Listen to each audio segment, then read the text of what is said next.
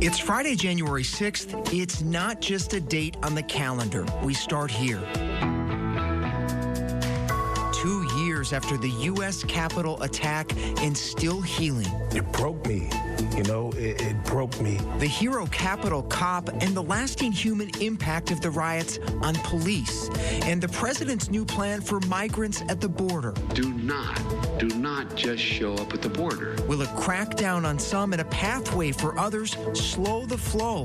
Plus, to catch a killer. Cell phone pings, that would suggest that he's doing surveillance. The key evidence authorities revealed in the Moscow, Idaho murders. From ABC News, this is Start Here. I'm Devin Dwyer. Good morning. Happy Friday. Brad's off today. 24 months after the attack on the U.S. Capitol, that stain on our democracy is complicated by chaos of a different kind. I would like to know what the basis is to allow somebody to occupy the Speaker's office who comes in second place 10 straight times. Is there some basis in law or rule or precedent for that? Still no breakthrough in the House this morning, where Republicans are gridlocked over their Speaker, official business at a standstill.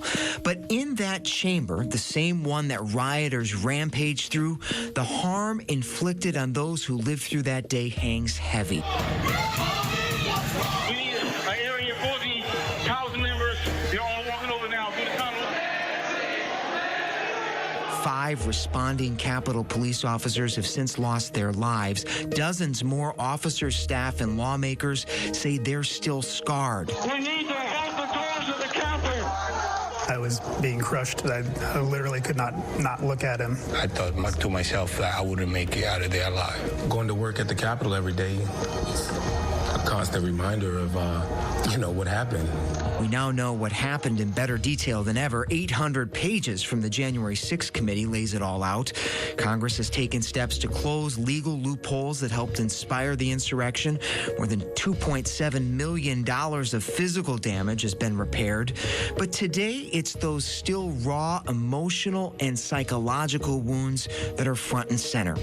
And that's where we begin with ABC's Chief Justice correspondent Pierre Thomas, who just sat down with Capitol Police Officer Harry Dunn. Pierre, it's great to be with you. Dunn has been so public about this quiet, ongoing struggle to cope. Well, for many people, what happened on January 6th, the people that were there, particularly the officers who were there, this is not just a date on the calendar. This is a part of their daily walk, a part of their daily lives. And I did sit down with him on Thursday, and I was struck by the intensity of how much it's a part of his daily life. And what do I mean by that? He referred to his workplace, the place he still works, as the scene of the crime.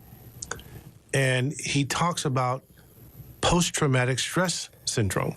I made such good progress, but it was all just out of nowhere, just ripped away from me. And he talks about how in those moments when there's the darkness, he can remember the flashbangs, he can remember the smoke. He can remember the screams and the yells and the radio traffic. He can recall all of it. I was like, man, I thought I had this under control. I beat this.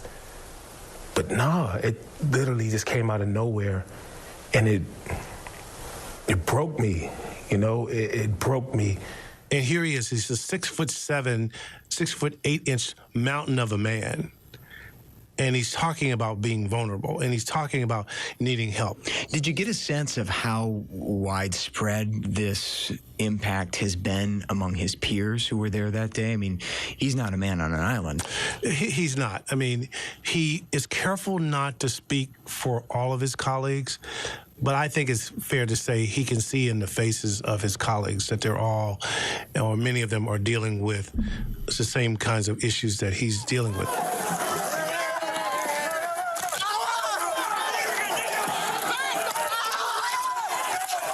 It doesn't feel like it's been 2 years, but it has been 2 years. And to see Harry still processing, he said there are good days and bad days. There are more better days than bad days now. but there's an evolution. He said at one point he went from anxiety to anger to hope to anxiety again. And you get the sense, Pierre, that conditions in the force are still tough. I mean, the union says they're down about 200 officers they need right now. I imagine that strains everybody. The former Capitol Police Chief was struck. He said this week he's not even convinced this type of attack would fail if it was attempted again. I mean, that's striking to hear these things 2 years out. There's someone who covers police in general. They were supposed to get resources. They're supposed to improve their training. Now, some of those things have happened, but the union clearly thinks they don't have enough people, which raises all kinds of issues in terms of how long people's shifts are people able to get enough breaks in order to be operating at their optimum level when they're on duty. And when something shocking happens, there's always that big old question mark. Could it happen again? I mean, there was one point when I asked him, what words would he use to describe January 6th? And to quote him, he said, horror, dark, anger, disappointment, betrayal. Thank you, thank you, thank you for protecting our Capitol. Maybe even more importantly, for protecting our Constitution and saving the lives of duly elected members of the Senate and the House and their staffs. And in the face of that, officers like Harry Dunn showed so much courage. The president today, as you know, is going to award one of the nation's highest civilian honors, the Presidential Citizens Medal, to Dunn and the other officers. There's also this open question, Pierre, of accountability. And what does Dunn say about that?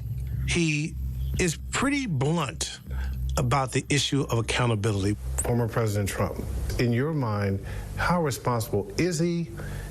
Do you think he committed crimes? And should he be held accountable? I believe he should be held accountable for his actions or inactions of that day.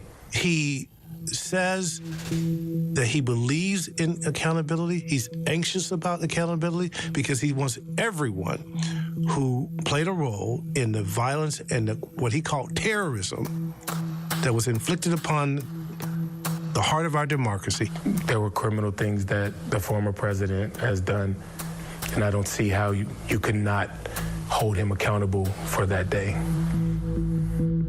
And that's the big question hanging over this anniversary. I mean, 950 people arrested so far by the Justice Department for their alleged actions on January 6th, but will they prosecute the former president for his role on that day? We know they're looking at it, but when do you expect a decision? Sooner rather than later? Well, we only recently had the special counsel appointed, but that comes after many months of investigation. And we know the investigation is looking at the violence. We know that the investigation is looking at this whole issue of fake electors and whether there was an illegal conspiracy to block the peaceful transfer of power. Whether they were present that day or were otherwise criminally responsible for the assault on our democracy, we will follow the facts wherever they lead. They're still subpoenaing people. They are still gathering evidence. And trust me, when you're talking about whether to charge a former president of the United States who also is a declared candidate for the next presidential cycle, that's a hell of a decision to make. It's a big one indeed, but today we should say our thoughts are with all those who were harmed that day, lived through that day, served that day. And Pierre, hats off to you for a really powerful interview with Harry Dunn. And you can hear more of Pierre's interview coming up this Sunday on This Week. And Pierre, we look forward to seeing you there. Thanks so much. Thank you, David. Next up on Start Here, what the president is doing in Republican country after this. You never know what you're going to get on this show. That's all I'm going to tell you. Yes, Whoopi! Is this mic on? Can you hear me out there? Behind the scenes is always a better show. Absolutely. Absolutely. That's what people don't see during the commercial break. Right. They don't. What happened? I had no idea really what I was getting myself into. That day that we walked out, I treasured that day. I couldn't sit there. You're doing good, Joy. You're doing good. Oh, yeah, baby. It was crazy. Behind the Table. Listen wherever you get your podcasts.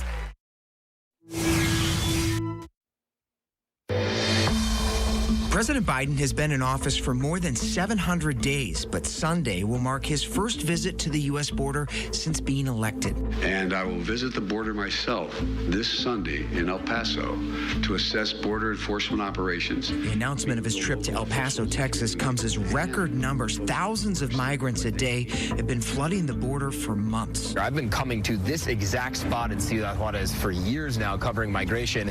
I've never seen anything quite like this. The situation has become something of a crisis for the administration, even if it doesn't want to use the word. Law enforcement and processing systems are clearly stretched thin.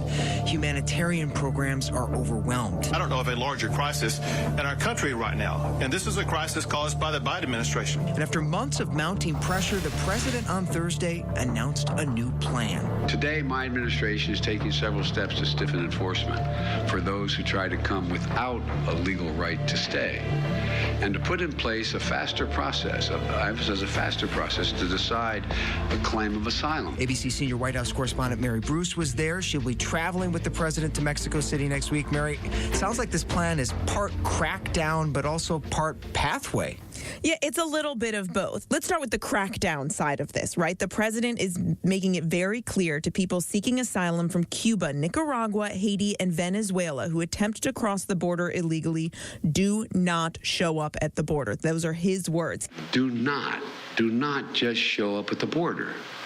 Stay where you are and apply legally from there. And just to be clear, those are the countries the administration says make up the bulk of these migrants we're seeing. Is that right? Exactly. And so the president is saying to them, stay where you are, apply legally from there. He is announcing that he will allow up to 30,000 people from those four countries to apply for asylum each month. People don't have to wait years to get their claims adjudicated, which they have a right to make a claim legally. But they have to meet really strict criteria, including thorough vetting, security checks, and also naming a sponsor in the U.S. So that's the pathway side of it here. The president's critics not happy with this, right? The ACLU blasted the president's decision and this plan, saying it further ties his administration to what they described as the poisonous anti-immigrant policies as the Trump era. You also had the Republican governor of Texas, Greg Abbott, calling it nothing more than a Band-Aid, saying this isn't really going to solve the problem.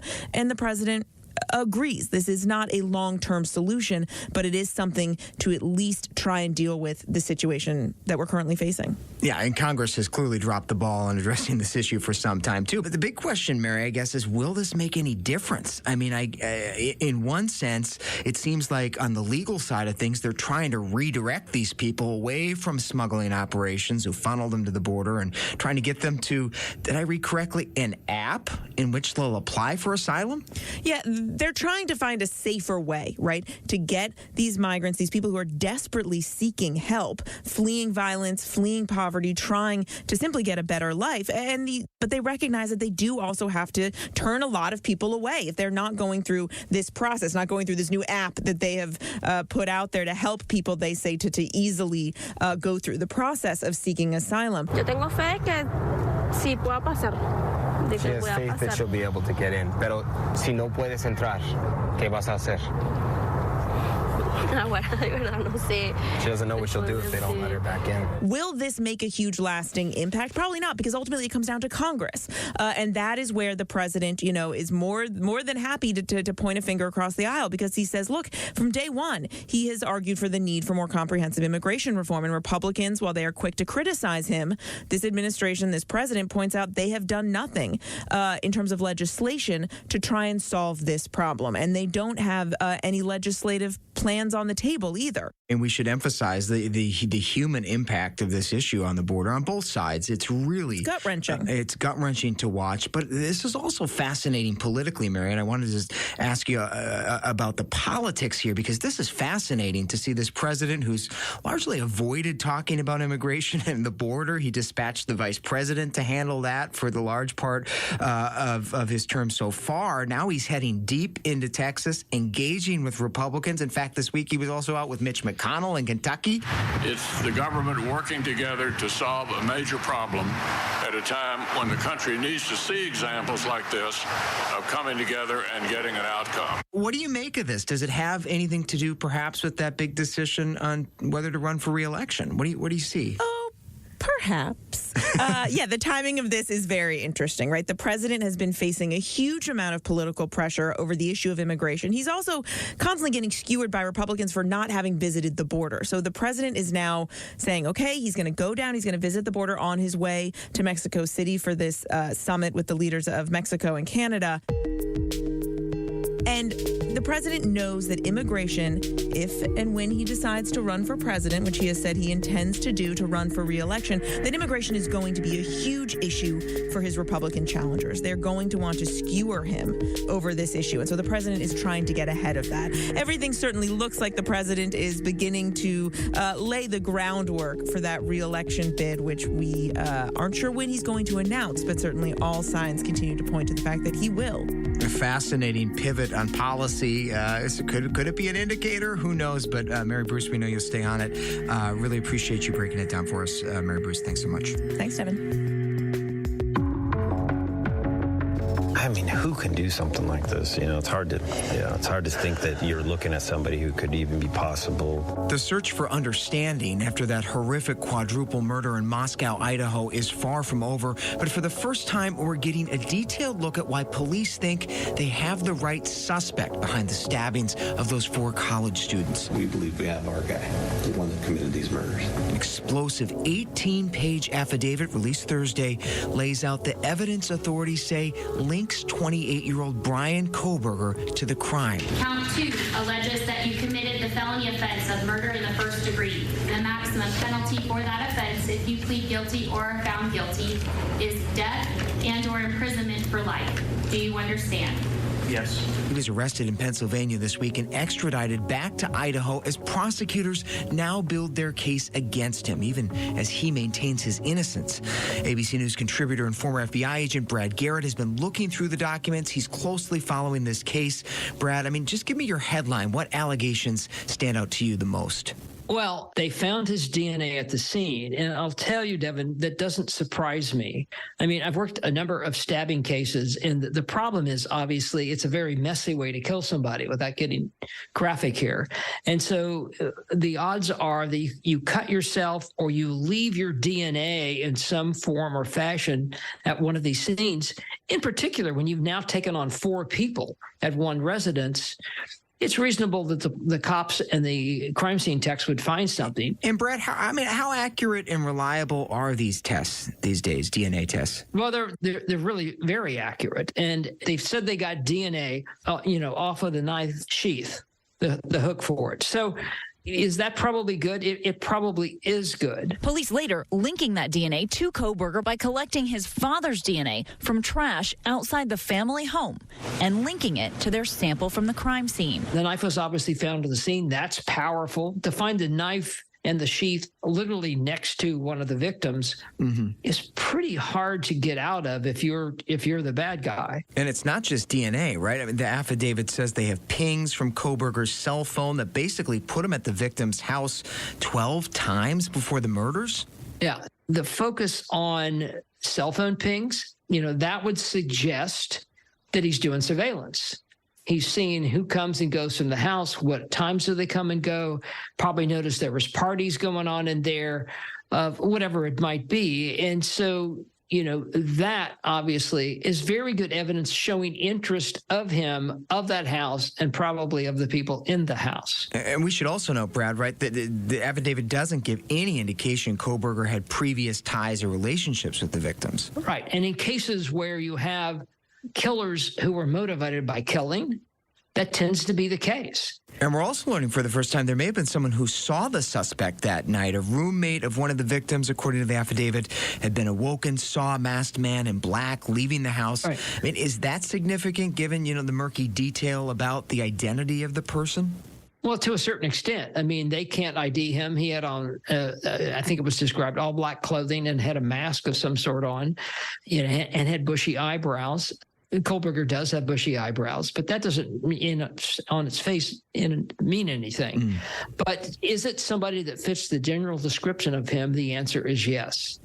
I think is that a huge piece of evidence? No. Is it but is it pertinent and relevant to this case? The answer is, of course, yes. The car resembling the grainy image captured on a gas station security camera taken around 3:45 the morning of the murders. The other piece that's not talked about a whole lot is his car, because they did put his car in the neighborhood. They put his car leaving town, the white Hyundai Elantra.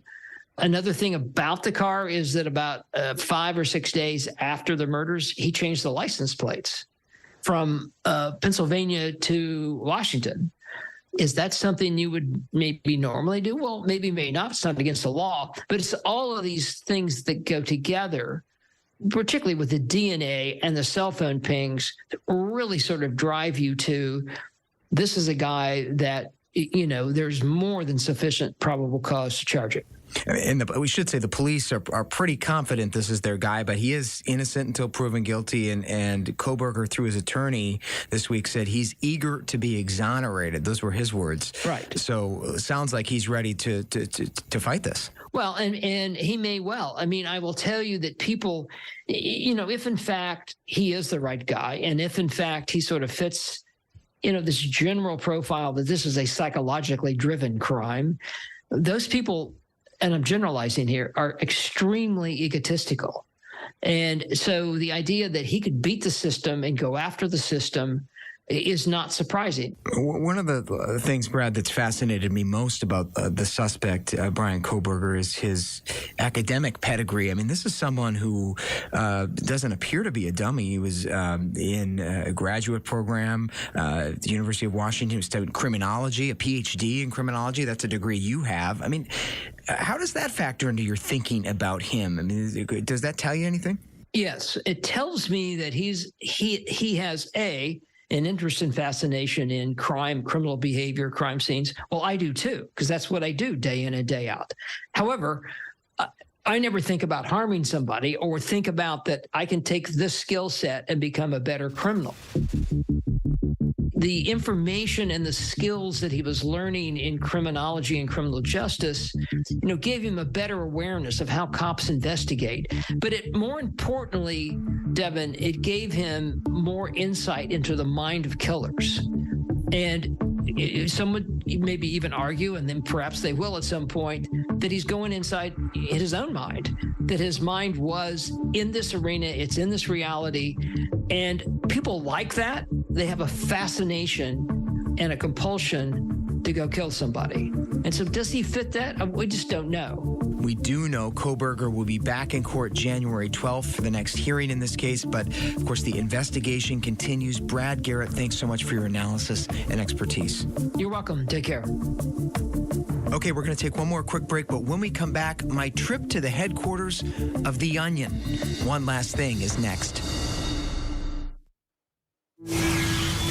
More Americans choose ABC News, America's #1 news source.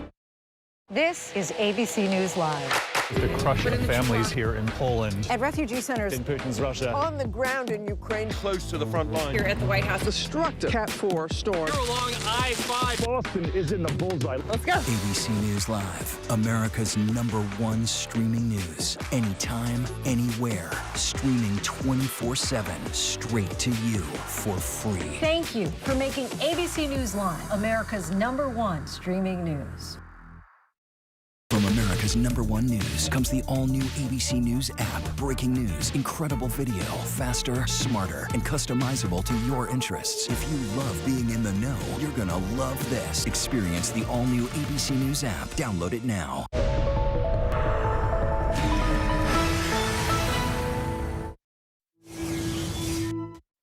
And one last thing. And they said, put your hands behind your back. I said, why are you arresting me? And they told me, fake Parma Police Facebook page. And I think I replied, what?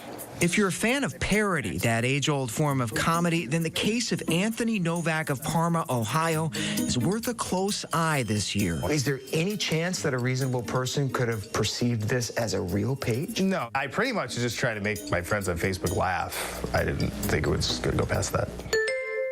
So it's kind of like right here? Yeah, I was walking out of the store, and I saw the cop pull in here, and I looked at my roommate and said, someone's in trouble. Novak was arrested and jailed in 2016 for making a spoof of his city's police department on Facebook. The post clearly poking fun at the cops. Well, tell me what kind of stuff was on the page? So the first post said they were pleased to announce that they were enacting a new temporary law that would ban residents from feeding or housing the homeless. There was later a post about abortions. Frankly, they're crude, they're demeaning, and they're very inflammatory. There's a fine line between satire and endangering the public. The police said Novak's parody prompted calls to their non-emergency number and an investigation disrupting police operations. He was acquitted by a jury, but now he's asking the U.S. Supreme Court to let him sue the cops for violating his right to create comedy. This all goes back to Mark Twain. Mike Gillis is the head writer at The Onion. That's what this entire case hinges on. It's the ability to tell a joke with a straight face. Last month, Gillis gave me a rare look inside The Onion's headquarters in Chicago. It's where all the jokes are written. Right, just this one man writes all of the jokes. And he told me the ability to freely poke fun at people in power, including the police, is now on the line at the high court in Novak's case. There are powerful individuals in this country who seem to think that they should be the sole arbiters of that. And I think judges and police officers and figures of authority, the people who are most susceptible to parody, should be as far away from that lever as possible. No, it's not another Onion spoof. The paper filed a brief with the Supreme Court last year. Now we'll soon see if the justices take their defense of parody seriously. Start Here is produced by Kelly Therese, Jen Newman, Brenda Salinas Baker, Madeline Wood, Vika Aronson, Iru Ekpanobi, Cameron Chertavian, and Tara Gimbel. Ariel Chester is our social media producer. Josh Cohen is our director of podcast programming. Brad Milkey is our managing editor. Liz Alessi is the head of ABC Audio. Thanks to Lakia Brown, John Newman, and our intern, Nania McLean. Special thanks this week to Melissa Griffin, Chris Berry, and Dada Jovanovic. I'm Devin Dwyer. Thanks for listening and have a great weekend.